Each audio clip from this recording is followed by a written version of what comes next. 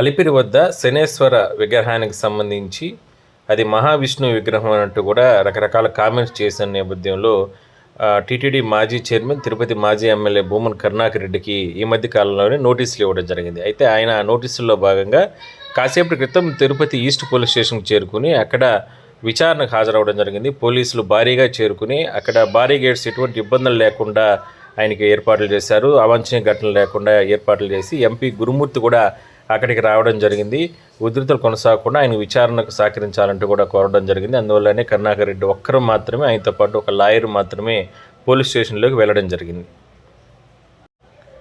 మనం చూడొచ్చు, తిరుపతిలోని ఈస్ట్ పోలీస్ స్టేషన్ వద్ద భారీ వర్షం కురుస్తున్నప్పటికీ కూడా నోటీసులు తీసుకున్నటువంటి భూమన్ కరుణాకర్ రెడ్డి ఇవాళ విచారణకు హాజరయ్యారు. పోలీస్ స్టేషన్ ముందర భారీగా గేట్స్ ఏర్పాటు చేయడం, పోలీసులు కూడా పెద్ద ఎత్తున అక్కడ ఉన్న నేపథ్యంలో ఆయన ఒకరికి మాత్రమే కారులోకి అనుమతి ఇవ్వడం జరిగింది. ఆయన అక్కడికి చేరుకొని నేరుగా పోలీస్ స్టేషన్ లోపలికి వెళ్ళడం జరిగింది. కరుణాకర్ రెడ్డితో పాటు కేవలం వ్యక్తిగతంగా ఒక లాయర్ మాత్రం లోపలికి అనుమతి ఇచ్చారు.